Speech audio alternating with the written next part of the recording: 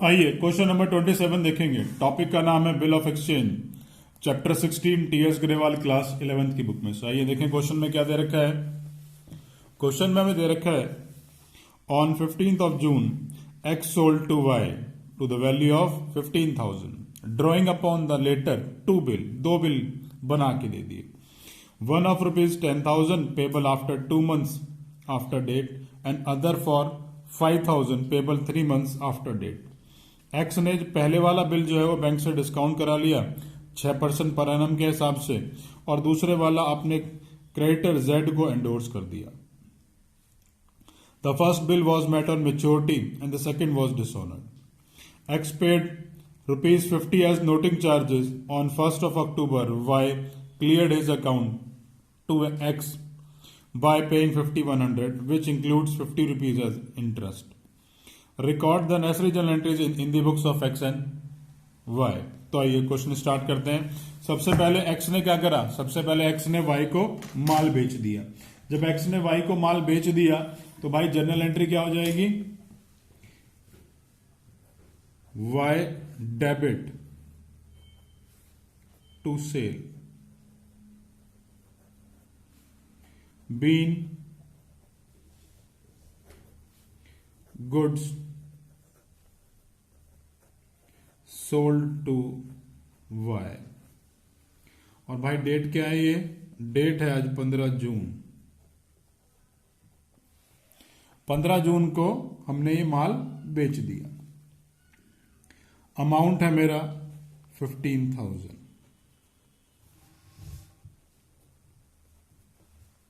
चलिए in the books of Y entry कर लेते हैं।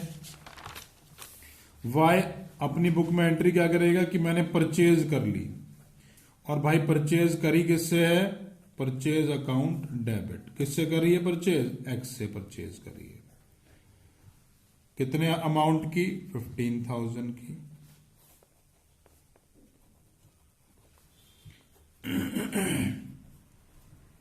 Been goods purchase from x.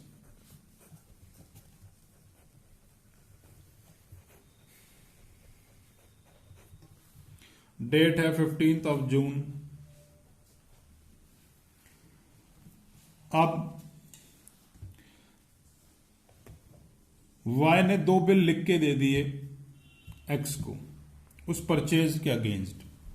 तो 15 जून को ही उसने दो बिल लिख दिए, तो X debit to BP1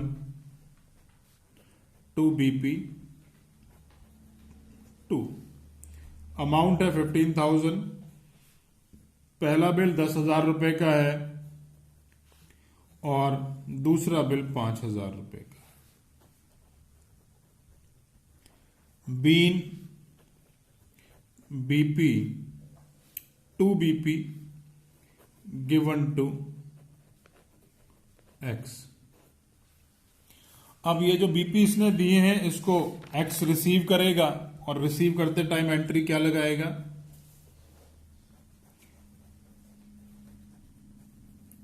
bill receivable 1 account debit,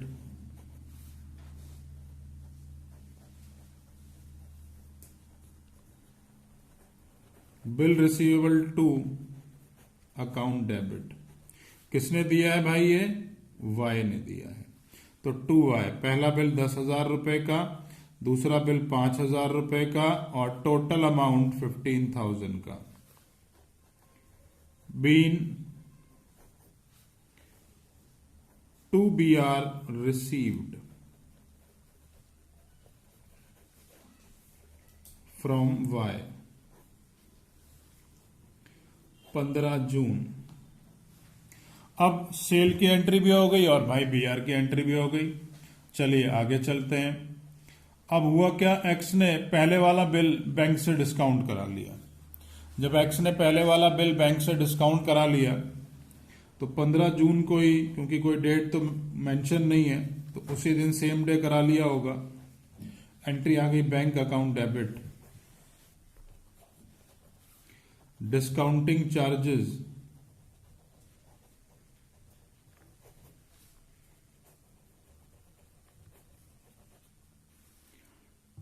to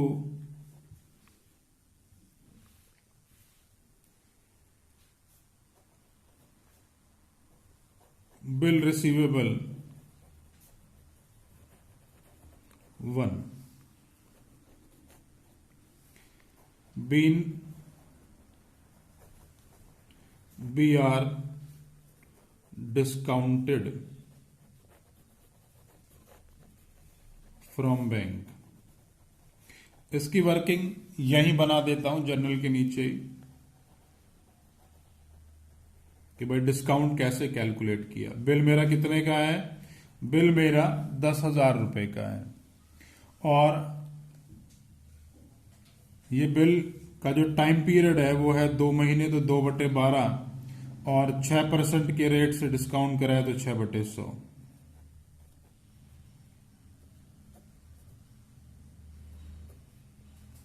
value आ गई डिस्काउंट की 100 रुपीज। बिल है मेरा 10,000 रुपए का, 100 रुपए का डिस्काउंट, तो 9900 जो है वो मेरे बैंक में आ गए। अब इसकी कोई एंट्री वाई अपनी बुक में नहीं करेगा क्योंकि बिल तो एक्स ने डिस्काउंट कराया।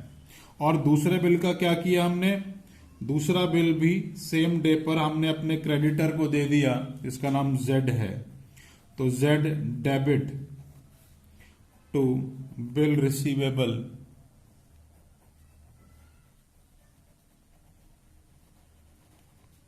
To account. कितने का बिल है भाई जो जेड को दिया? 5,000 रुपए का बिल है। Been B R to given to Z. अब मैच्योरिटी पर पहली पेमेंट जो है वो हो गई, मतलब जो बिल हमने बैंक से डिस्काउंट कराया था उसकी पेमेंट जो है वाई ने कर दी। तो उसकी मैच्योरिटी की डेट कब आएगी भाई? 15 जून के बाद 15 जुलाई, 15 जुलाई के बाद 15 अगस्त और 3 दिन ग्रेस के, तो 18 अगस्त। 18 अगस्त को हमने ये पेमेंट कर दी, तो एंट्री क्या हुई होगी? BP1 account debit to cash. Amount कितना है? अमाउंट है 10,000। ये पहले वाली बीपी की हमने पेमेंट कर दी। अब इसके पैसे तो बैंक ने रिसीव करे हैं, तो भैया इन द बुक्स ऑफ एक्स कोई एंट्री आएगी नहीं। और जो सेकंड बिल है अब उसकी बात करेंगे। सेकंड बिल क्या हुआ भाई? सेकंड बिल मैच्योरिटी पे डिसऑनर हो गया। जब मैच्योरिटी पे डिसऑनर हो गया तो इन द बुक्स ऑफ एक्स क्या एंट्री होनी है? मैच्योरिटी की डेट कब आएगी? मैच्योरिटी की डेट आएगी 3 महीने बाद। 15 जून से बिल है तो 15 जुलाई, 15 अगस्त, 15 सितंबर और 3 दिन ग्रेस के, तो 18 सितंबर। 18 सितंबर को ड्यू डेट आ गई और उस दिन वो बिल डिसऑनर हो गया। और हमें मालूम है इन the books of drawer dishonour की एंट्री में कौन डेबिट होता है? ड्रॉई। तो मैंने ड्रॉई को डेबिट कर दिया। तो मैंने वाई को डेबिट कर दिया टू एंडोर्सी। एंडोर्सी कौन है? Y, sorry Z. तो Y account debit to Z हो गया। Been B R dishonoured, B R second dishonoured.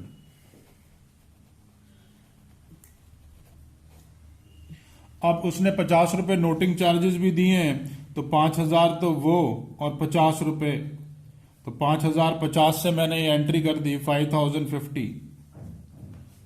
चलिए आगे चलते हैं। अब वो डिसऑनर की एंट्री मैंने यहां भी कर लेनी है।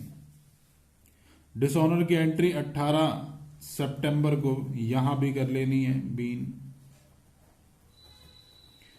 BR1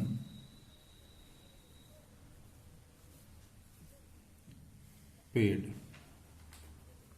on maturity. और सेकेंड एंट्री मेरी BP2 नोटिंग चार्जेस टू। अब क्योंकि डिसऑनर हो गया है बिल तो एक्स को दोबारा से अपना क्रेडिटर बना लेंगे। बीपी 5,000 रुपए का है, नोटिंग चार्जेस का खर्चा हमारा है, इसलिए सिर्फ वाई की बुक में ही हमने उसको डेबिट किया और 5050 यहां डाल दिया। चलिए आगे चलते हैं। अब मेच्योरिटी पे ये काम हो जाने के बाद 1 अक्टूबर को वाई ने हमारा अकाउंट क्लियर कर दिया। ठीक है जी। अब वाई ने एक्स के पैसे दे दिए, जब उसने पैसे दे दिए तो एंट्री क्या हो गई, एक्स डेबिट, कितने से, 5050 से। फिर interest account debit,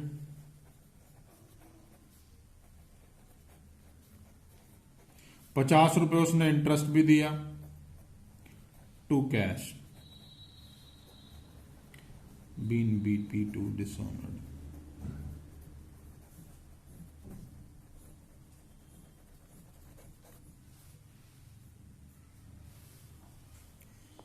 $5100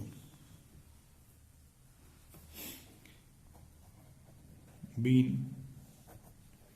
cash paid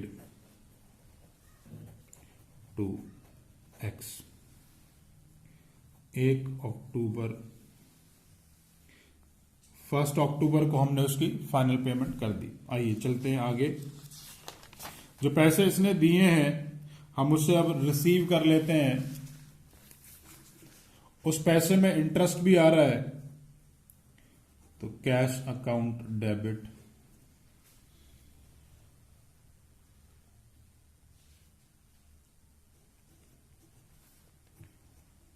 तो पैसे किसने दिए भाई, वाई ने, और ₹50 उसने इंटरेस्ट के भी दिए हैं तो टू इंटरेस्ट भी डाल दिया। ₹50 इंटरेस्ट के, 5,000 रुपये यहां के, और टोटल हो गया 5,050। Been cash received from Y. Date है 1 अक्टूबर। फाइनली क्वेश्चन इसी तरीके से करना है। क्वेश्चन में कोई भी डाउट आ रहा है तो भाई नीचे कमेंट बॉक्स में कमेंट कर सकते हैं। वीडियो अच्छी लगे तो लाइक बटन जरूर प्रेस किया कीजिए, और अगर इस टॉपिक के ऊपर अभी तक मेरा वीडियो लेक्चर नहीं देखा है तो प्लीज उससे भी जरूर देखिए। उसको देखने से ये सारे कॉन्सेप्ट हमेशा के लिए क्लियर हो जाएंगे।